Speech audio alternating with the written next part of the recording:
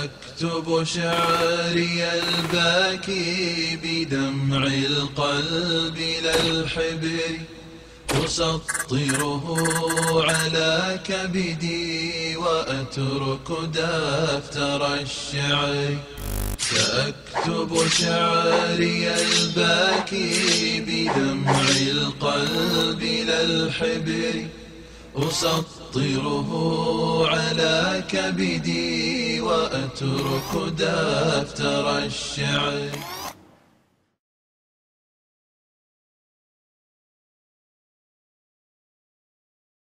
أعوذ بالله من الشيطان الرجيم. بسم الله الرحمن الرحيم.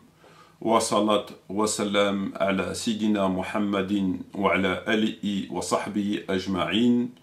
Wassalamu alaikum wa rahmatullahi wa barakatuhu. Frères et sœurs, assalamu alaikum wa rahmatullahi wa barakatuhu. Heureux de vous retrouver ce soir afin de partager avec vous cette nouvelle et présente vidéo dans laquelle nous allons évoquer les propos du professeur Hassan Iqiyoussen. Bonsoir à toutes les personnes n'étant pas de confession musulmane qui écoutent cette présente vidéo. Alors, dans le cadre de la tournée du cirque Zavata, original, familial et divertissant pour toute la famille, Hassan Iqiyoussen a réagi à de nombreuses reprises concernant les derniers événements qui ont touché Charlie Hebdo, mais aussi ceux de Vincennes. Alors, là, il s'agit d'un discours, d'un prêche, ou d'un dars, qu'il a réalisé dans sa mosquée, en tout cas dans une mosquée, et il a posté une vidéo très récemment qui s'intitule « Les caricatures du prophète de l'émotion à l'action ». Donc c'est une vidéo qui dure 26 minutes et 58 secondes pour être précis. Alors dans cette vidéo, il nous dit un certain nombre de choses, et pour l'essentiel, il nous explique que, une fois de plus, comme ses confrères, que l'islam, ce n'est pas ceci, l'islam, ce n'est pas cela, etc., etc., etc. Comme l'a fait Tariq Ramadan, comme le fait Rachid Abou Deifa, comme l'a fait Daïbou Baker, comme l'a fait Sheila Goumi, l'ensemble de la troupe Zavata. Et c'est très intéressant et rassurant d'entendre ce que vient de dire le président de la République quant au fait que ces actes n'ont rien à voir avec l'islam et qu'il n'y a pas du tout lieu à parler d'islam à l'endroit de barbarie. L'association Mosquée Salam rappelle que l'islam est une religion de paix qui n'a pas cessé d'œuvrer pour le bien vivre ensemble dans le respect des lois républicaines et des personnes et appelle l'opinion publique à éviter tout amalgame qui menace notre cohésion sociale. Celui qui a commis ce crime et qui prétend le faire au nom de l'islam est avant tout un traître. Il trahit les valeurs et les principes de l'islam. Très en colère. Les échos, ils disent qu'ils ont dit Allah Akbar. Voilà. Le prophète est vengé. Oui, non, c'est pas le prophète, leur haine. Et le prophète alayhi salatu wassalam, dans beaucoup de textes, bien sûr, il a mis en garde sur l'exagération quand il dit alayhi salatu wassalam à titre d'exemple halakal mutanatti'un, halakal mutanatti'un, halakal mutanatti'un. Et il l'a dit à 3 reprises. Que périssent ceux qui exagèrent, les extrémistes. Que périssent les extrémistes. Que périssent les extrémistes. Un criminel, c'est un criminel. Il faut condamner le crime, il faut le mettre hors d'état, de nuire aux gens déjà, leur porter préjudice à leur vie. Et à ma sainte religion de paix, d'amour, de charité, de lumière, de preuves éclatantes, percutantes. Plus personne ne peut faire la distinction et c'est tous, on est tous dans le même paquet, dans la même... Depuis des années, nous essayons, nous battons pour montrer que l'islam, ce n'est pas celui qu'on vient de nous montrer, que l'islam n'est pas la violence. C'est l'islam porte en lui les germes de la paix, de la solidarité, de la fraternité, du respect de l'autre. Alors, dans ce discours, pour l'essentiel, il nous explique que le prophète était similaire à Gandhi, un espèce de peace and love, un espèce de témoin de Jéhovah, qui n'a jamais usé de violence, qui ne s'est jamais vengé, qui n'a jamais tué qui que ce soit, qui s'est toujours défendu en légitime défense, et le plus souvent, qu'il a toujours pardonné à ceux qui l'ont attaqué, qui l'ont offensé, etc. Donc j'ai écouté cette vidéo, j'apporterai une réfutation globale, Inch'Allah, très bientôt de cette vidéo, dans une vidéo qui s'intitule « Stop, ça suffit », quelque chose comme ça. Et là, en fait, compte tenu d'un flagrant délit de mensonge sur le prophète Mohammed, compte tenu d'une tentative de manipulation, j'ai décidé d'extraire un morceau de cette vidéo pour le commenter indépendamment du reste de mon intervention. Il est tellement intéressant, il est tellement choquant, il illustre tellement la perfidie de cet individu, comme je ne cesse de le dire et de le répéter, qu'il est, à mon sens, tout à fait pertinent, tout à fait judicieux de pouvoir l'évoquer indépendamment du reste de la vidéo. Alors, le titre de cette vidéo étant « Mentir sur le prophète, flagrant délit de tentative de manipulation ».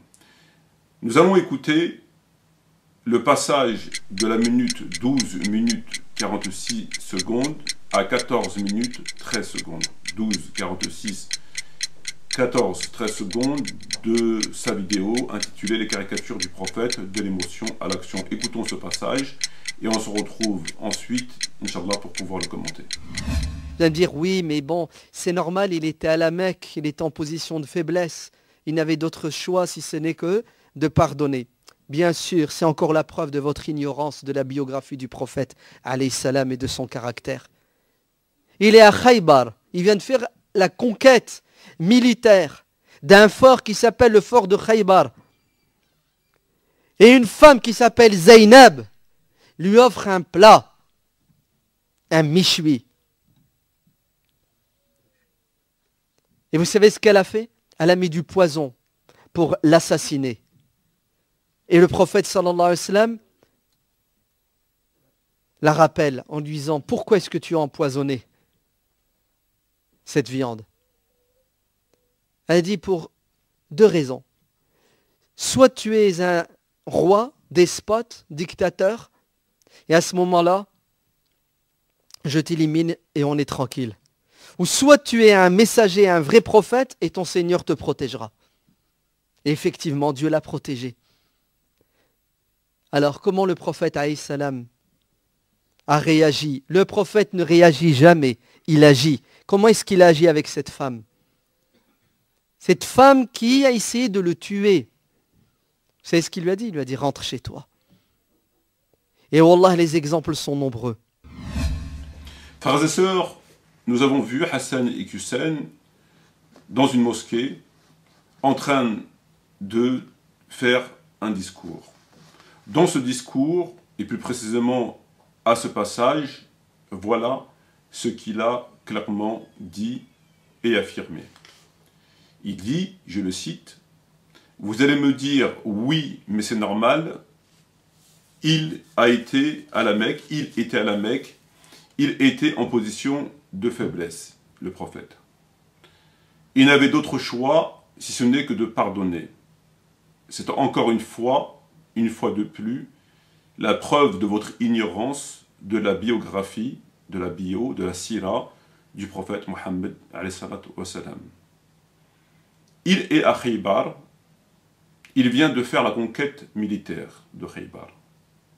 Et une femme qui s'appelle Zaynab lui offre un plat, un mishwi, dans lequel elle a mis du poison. Le prophète s'en est rendu compte, a été alerté, lui dit « Pourquoi as-tu empoisonné cette viande ?» Elle lui répond « Si tu es un roi, on serait débarrassé de toi. Tu serais mort, suite à cet empoisonnement. A contrario, si tu es un prophète, Dieu te protégera. Et il t'a protégé, puisque tu n'es pas mort. Comment le prophète a-t-il réagi à cette tentative d'empoisonnement? Le prophète lui a dit « Rentre chez toi ». Fin de citation. Et il termine par ces mots « Les exemples en ce sens sont nombreux ». Les exemples où le prophète a pardonné sont nombreux. Très bien. Résumé des propos de Hassan Hussein. Il nous dit que ceux qui disent que le prophète n'a pas réagi aux attaques alors qu'il était à la Mecque, et qui avancent l'argument selon lequel s'il n'a pas réagi, c'est qu'il était en situation de faiblesse, ce sont des gens qui ne connaissent pas la biographie du prophète Mohammed. C'est la preuve de votre ignorance, nous dit-il. Bien sûr, c'est encore la preuve de votre ignorance de la biographie du prophète alayhi salam et de son caractère. De la biographie de la sira du prophète. Je n'ai pu m'empêcher de penser qu'il parlait de moi, puisque lors d'une intervention, j'avais expliqué que si le prophète Mohammed n'avait pas réagi alors qu'il était à la Mecque suite aux insultes, suite à un certain nombre d'actes qu'il a subis, c'était parce qu'il était à la Mecque, il était en situation de faiblesse. Et là, indirectement, il me répond. Alors, a-t-il entendu ma vidéo? Lui a-t-on rapporté mes propos? En tout cas, il répond. Certains, ignorants, affirme que si le prophète n'a pas réagi à la Mecque, qu'il est en situation de faiblesse. Or, nous dit-il, c'est pas vrai. Et il nous le prouve. Il nous le prouve par l'exemple, par cette histoire d'empoisonnement. Puisque à Khaybar, il n'est plus à la Mecque, là c'est Médine, on a essayé de l'empoisonner, une certaine Zaynab a essayé de l'empoisonner, il l'a su, il lui a dit, je le cite, rentre chez toi. Rentre chez toi. Et les exemples sont nombreux. Donc ça prouve bien que, alors qu'il était à Médine, il n'était plus en situation de faiblesse, il a, en dépit de cela, pardonné. Donc s'il n'a pas réagi à la Mecque, c'est parce que ça n'a rien à voir avec le fait, comme certains le disent, à commencer par moi-même, parce qu'il était en situation de faiblesse. Puisque là, il a pardonné alors qu'il n'était pas en situation de faiblesse. Très bien. Que peut-on penser de cette démonstration qui a pour vocation, de toute évidence, et une fois de plus, malheureusement, de donner une image complètement insultante à l'égard du prophète Mohammed alayhi salam. Complètement insultante. Puisque lorsqu'on regroupe l'ensemble de ses propos, mais aussi de ceux de Rachid Abou Hudayfa du prophète, ils insultent, ce sont des insultes à l'égard du prophète. Ils le font passer pour ce qu'il n'est pas, ils mentent sur le prophète. Et nous savons tous très bien que selon un hadith fort connu rapporté par Bukhari et d'autres, le prophète a dit « Celui qui ment sur moi prépare sa place en enfer ». Là, il s'agit, une fois encore et malheureusement, d'un mensonge caractérisé et en connaissance de cause, accompagné d'une tentative de manipulation. La tentative de manipulation consiste à donner une image du prophète qui n'est pas la sienne, afin de manipuler les gens qui l'écoutent, dans la mosquée ou via Internet, pour leur dire, regardez, le prophète était ce monsieur, le prophète était un homme qui pardonnait, qui est un espèce de Gandhi, un espèce de Peace and Love, un témoin de Jéhovah. Donc ils mentent, ils salissent l'image du prophète. En cela, plus gravement que l'a fait Charlie Hebdo. C'est plus nuisible pour le prophète, c'est plus nuisible pour les musulmans, en tout cas ceux qui sont novices, puisque ça peut égarer des gens, que de mentir sur le prophète en lui donnant, en le présentant de cette manière. Alors, je vais m'en expliquer de façon très claire. Que doit-on retenir de ces propos? On retient une erreur au niveau de la ville, au niveau des faits où ils se sont déroulés, en l'occurrence l'empoisonnement, la tentative d'empoisonnement. On retiendra la dissimulation de l'empoisonneuse, de l'identité de l'empoisonneuse, de l'origine de l'empoisonneuse. Et, pour terminer, on retiendra le patatrac. Le patatrak, c'est l'argumentation prétendue théologique qui, en réalité, c'est nul, zéro, poubelle, mensonge, manipulation. Comme patatrak, avec Tariq Ramadan, comme on l'a vu, sur la question de la lapidation, comment il a essayé d'argumenter sur d'innombrables sujets. Patatrak. Voilà, patatrak. Voilà, mensonge. Alors,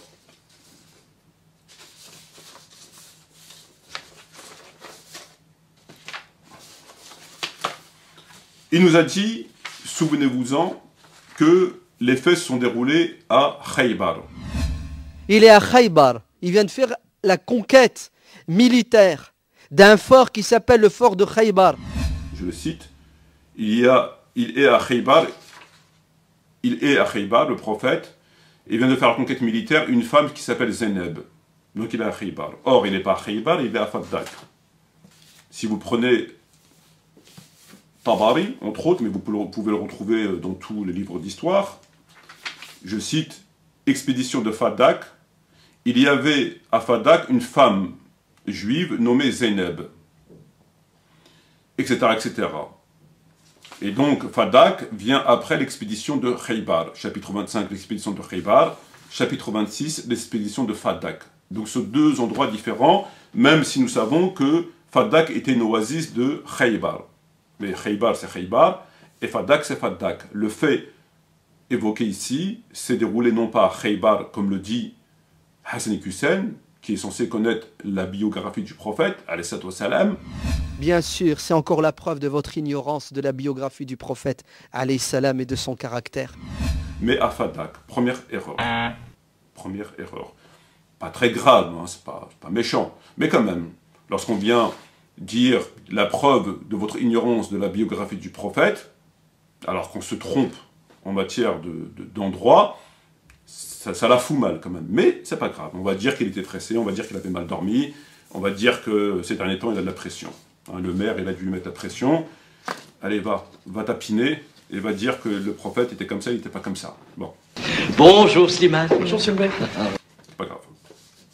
Ensuite, qu'est-ce qu'il nous a dit? Il nous dit, il est à Khaybar, il vient de faire la conquête militaire, et une femme qui s'appelle Zainab lui offre un plat. Ce qui est vrai. Il oublie simplement de préciser, comme le précise Tabari et tous les livres d'histoire, il y avait à Faddak une femme juive nommée Zainab. Il a enlevé juive. Une femme, nous dit-il, une femme qui s'appelle Zainab, qui s'appelait Zainab. Il a enlevé juive. Donc, voilà, ça peut porter préjudice aux Arabes. Hein, on a déjà un contentieux avec l'éventuel empoisonnement de Hassan alayhi salam par son épouse, qui était arabe. On va se dire, on peut penser, décidément, les femmes arabes ont un problème avec le poison. Hein, on le reproche à Muawiyah, qui aurait empoisonné le fils de Khalid ibn Walid. Ça fait beaucoup. Quelque part, ça peut se généraliser. On peut avoir une suspicion grandissante à l'égard des femmes arabes en rapport avec l'empoisonnement, puisqu'il nous dit c'est Zainab. Donc les gens qui écoutent vont dire, ouais, quand même. Voilà, donc là avec Hassan, les Arabes, les femmes arabes, il faut s'en méfier. Or, il ne s'agit pas d'une arabe, il s'agit d'une juive. C'est important de le préciser, pour éviter justement de laisser croire que c'était une arabe. Et par conséquent, laisser les gens penser que, voilà, déjà que les femmes arabes ont pas forcément une bonne image, on a un contentieux sur un certain nombre de faits historiques. Voilà. Là, il l'a pas dit, il l'a zappé. Peut-on penser que, là encore, il l'a oublié? Peut-on penser que ce spécialiste de la biographie du prophète Mohammed ne l'a pas vu? Ou il a estimé que ce n'était pas important de préciser? Ou doit-on penser qu'il a préféré l'occulter, compte tenu de ses intérêts? Hein, on a vu comment il avait descendu son pantalon, jadis, avec une histoire où il était accusé d'antisémitisme. Là, il s'est dit, préférable de ne pas donner l'origine. On va dire Zeynep, c'est plus simple. Hein, comme ça, je ne risque pas d'être poursuivi pour antisémitisme, etc. Donc là, il a caché l'origine de cette Zeynep, alors que dans les livres, il est bien précisé. Là, il ne l'a pas dit. Il a dit simplement, il est à Khaybar et une femme qui s'appelle Zeynep. Et une femme qui s'appelle Zeynep lui offre un plat, un mishwi. Voilà, probablement une arabe. Ceux qui ne connaissent pas vont dire encore une arabe. Encore une arabe. Comme aujourd'hui on dit encore un arabe qui a cassé la voiture, qui a volé la voiture, qui a braqué l'épicerie, encore les arabes. Là encore une arabe qui empoisonne. Voilà. Bon. Deuxième point. Premier point, erreur sur le déroulement des faits. Il a dit que c'est Khaybar, en fin de compte c'est Fadak. Bien sûr, c'est encore la preuve de votre ignorance de la biographie du prophète, alayhi salam, et de son caractère. Deuxième des points, il occulte l'origine de l'empoisonneuse. Et enfin, le troisième point, et le plus important, c'est qu'il nous a dit que, contrairement à des gens qui sont ignorants de la bio, et puis en plus il le dit avec le ton, hein, il est sûr de lui, il est pas content, hein, il le dit vraiment avec l'art et la manière, comme on dit. Encore une fois, de plus, la preuve de votre ignorance de la bio du prophète, nous dit-il. Encore une fois. La preuve de l'ignorance de la bio du prophète. Que le prophète, à Khaybar, alors qu'il n'est plus en situation de faiblesse, a quand même pardonné. C'est une réponse à ceux qui disent qu'à la Mecque, il est obligé de pardonner. Là, il est à Khaybar, 7e année de l'Hégire, il a pardonné. Donc pour lui, c'est une preuve que ça n'a rien à voir avec la situation de faiblesse, que ça fait partie de la morale du prophète, que ça fait partie du personnage du prophète. Est-ce que c'est vrai? Parce que lui, il maîtrise bien la biographie du prophète. Est-ce que ce qu'il dit, c'est vrai? Est-ce que le prophète a pardonné? Parce que c'est ce qu'il nous dit. Je répète, il dit à la femme, vous savez ce qu'il a dit, le prophète? Rentre chez toi. Comment est-ce qu'il a agi avec cette femme? Cette femme qui a essayé de le tuer. C'est ce qu'il lui a dit. Il lui a dit, rentre chez toi. Et wallah, les exemples sont nombreux. Et les exemples sont nombreux. Il lui a dit, rentre chez toi. Très bien.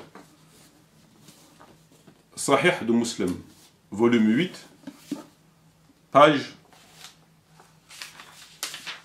421. Chapitre 18 du poison. Il nous cite cette affaire. Anas rapporte qu'une femme juive apporta au messager de Dieu une brebis empoisonnée, dont il mangea. Par la suite, on emmena cette femme devant le messager de Dieu, qui l'ayant interrogé à ce propos, et elle avoua, etc.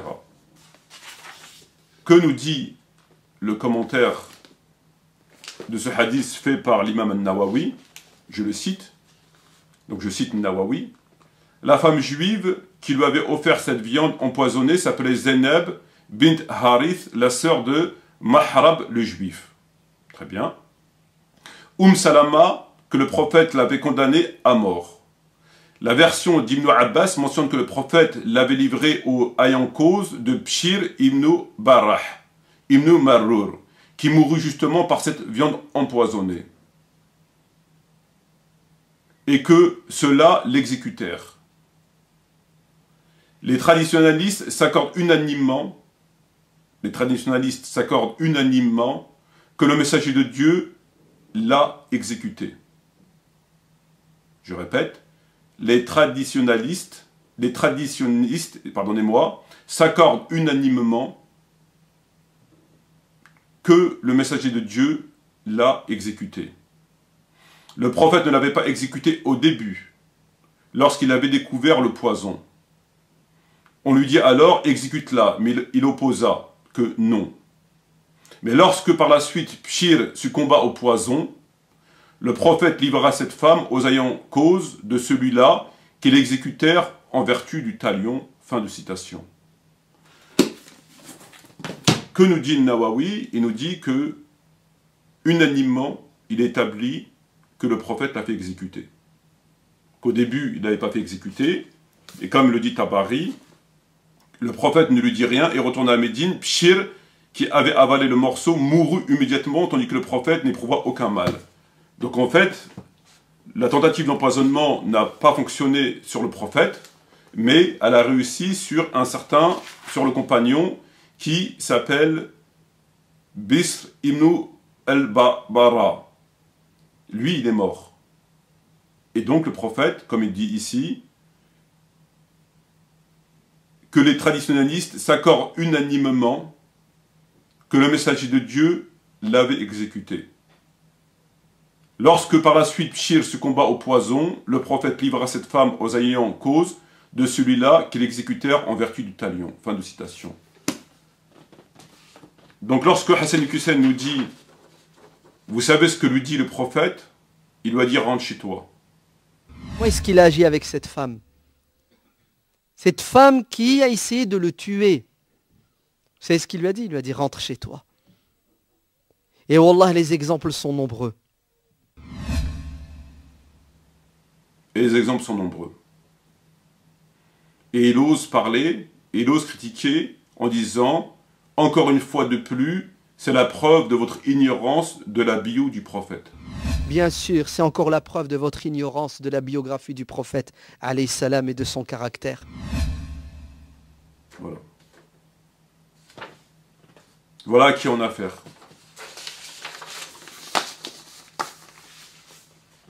Un, il se trompe sur l'endroit, ce qui n'est pas très important. Deux, il dissimule l'origine de l'empoisonneuse, ce qui peut porter préjudice aux femmes arabes, ce qui est normal. Mais bon. 3, il est complètement à côté de la plaque. Complètement à côté de la plaque. Il nous dit que le prophète lui fit rien, il lui dit rentre chez toi, il revient du cyanure, si possible, c'est radical. Hein. Donc il lui a rien dit, rentre chez toi, alors que Nawawi nous explique que au début le prophète ne lui a rien dit, mais lorsque Bchir est mort, suite à cet empoisonnement, il l'a fait exécuter, en vertu du talion. Et il dit que c'est rapporté unanimement. Tout le monde s'accorde à dire que le prophète l'a fait exécuter. Et lui nous dit que le prophète lui a dit rentre chez toi. Afin de corroborer sa théorie de pervers qui consiste à faire croire aux plus novices parmi les musulmans et les musulmanes que le prophète était ceci, que le prophète n'était pas cela. Au même titre qu'ils le font sur un tas de sujets. En falsifiant des versets par l'interprétation, la ikraha fi din, lakum dinukum waliya din, en falsifiant des hadiths, en occultant des versets, en occultant des hadiths, etc. etc. Tariq Ramadan, Rachid Abou Hudayfa, Hassan Hussein et le reste de la troupe Zavata.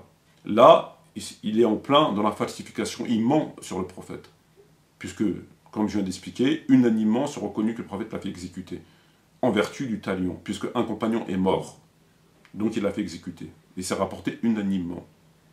Voilà. Et après, il ose parler en critiquant, en disant, pour les ignares qui ne connaissent pas la biographie du prophète, la preuve de votre ignorance de la bio du prophète. Vous vous rendez compte? C'est hallucinant. Mais ça n'empêchera pas de revenir demain faire un discours. Nullement. Flagrant délit de mensonge sur le prophète, ignorance, manipulation, perversité. Il reviendra demain faire un discours. C'est comme ça. Et après, vous voulez que ces gens débattent avec moi?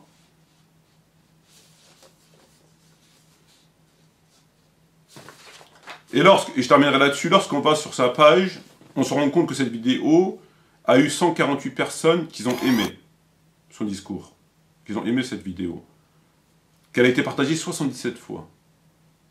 77 fois, c'est pas rien. 148 personnes qui ont approuvé.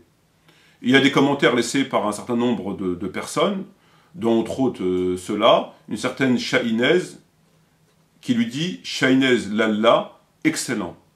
Elle a qualifié sa vidéo d'excellent.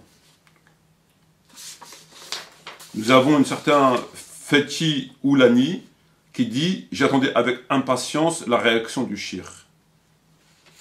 Le même Fethi Oulani lui dit « La voix de la sagesse, je vous admire, shir, mes salutations ». Une certaine Ed Jamila lui dit « Merci Hassan, tu nous éclaircis sur notre belle religion. » Un certain El Labi, El Mirawi lui dit « Merci, Dieu vous garde. » Un certain Polat Alem lui dit « Mashallah, trop touchant, direct dans le cœur mon frère. Tu dis le haq, je t'attends sur la religion d'Alsace, qu'Allah te protège, qui protège ta descendance, que ta descendance soit parmi les salihin, qui te met dans le firdos. Amin. » Un certain Oméga Nui, qu'Allah te lève en degré. Wa barakallahu fik. Voilà. Il a été congratulé, félicité. 148 personnes qui approuvent, 77 personnes qui partagent des mensonges sur le prophète Mohammed alayhi salam. Voilà. Voilà où on en est. Les gens qui connaissent strictement rien à l'islam et qui entendent, approuvent ce qu'ils veulent entendre, puisque ça va dans leur sens, ça les arrange, ils approuvent, sans aucun esprit critique, sans se dire est-ce que c'est vrai, est-ce que... Non, ils ont approuvé. Mashallah, c'est incroyable. Voilà où on en est. Parce qu'il a tenu des propos qui les arrangent. Voilà. Moi, ils devraient s'inventer une religion, ces gens. Ils devraient inventer un Coran, ils devraient inventer un prophète, et après faire leur religion. Puisque, vraisemblablement, le Coran ne leur convient pas. Sur le jihad, sur le talion, sur un certain nombre de sujets, il ne leur convient pas. Le prophète, cette image du prophète unanimement reconnue, ne leur convient pas. Là, par exemple, qu'il a fait tuer cette femme, cette Zeynep, leur convient pas. Leur dire que, regardez, mashallah, il doit pardonner, il doit dire rentre chez toi, ça leur convient tout à fait. Il le répète constamment dans sa vidéo, avec des exemples, tous les uns et les autres, complètement falsifiés, complètement déformés, complètement erronés. Et ça convient. Merci, Cheikh. Voilà. Félicitations. Erreur, pour terminer, je résume, erreur sur la ville. C'est pas à Khaybar, c'est à Fadak, même si Fadak est une oasis de Khaybar, donc erreur. Deuxième point, dissimulation sur l'origine de l'empoisonneuse, pour des raisons évidentes on cache, sans se soucier que ça peut porter préjudice aux femmes arabes, parce qu'on va se dire encore une arabe.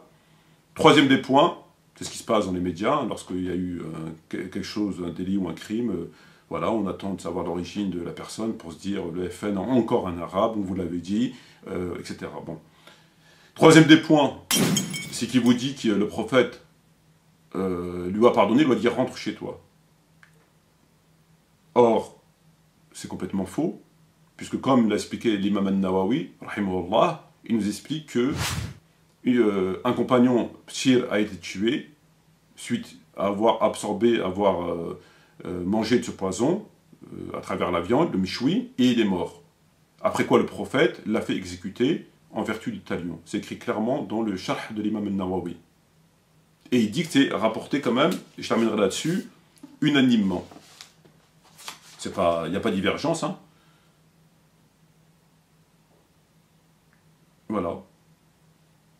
Ibn Sahnoun dit que les traditionalistes et que les traditions s'accordent unanimement que le messager de Dieu l'avait exécuté. Le prophète ne l'avait pas exécuté au début lorsqu'il avait découvert le poison. On lui dit alors exécute-la. Mais il s'opposa, il dit non. Mais lorsque par la suite Bshir succomba au poison, le prophète livra cette femme aux ayants cause de celui-là qui l'exécutèrent en vertu du talion. Fin de citation. Elle a été tuée. Si elle est rentrée chez elle, elle n'est pas restée bien longtemps chez elle. Voilà. Rapporté par Sahadou Muslim, par les vrais savants.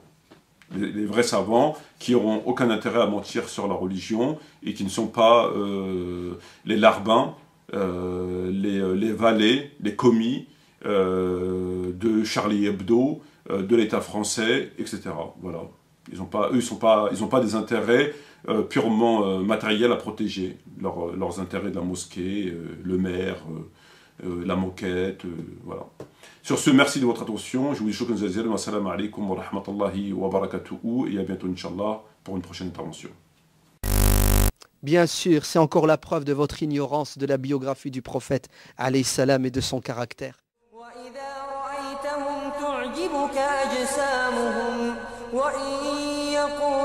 تسمع لقولهم كأنهم خشب مسندة يحسبون كل صيحة عليهم هم العدو فاحذرهم قاتلهم الله أنى يؤفكون. Et quand tu les vois, leur corps t'émerveille. Et s'ils parlent, tu écoutes leurs paroles. Ils sont comme des bûches appuyées contre des murs, et ils pensent que chaque cri est dirigé contre eux. L'ennemi, c'est eux. Prends-y garde, qu'Allah les extermine, comme les voilà détournés du droit chemin.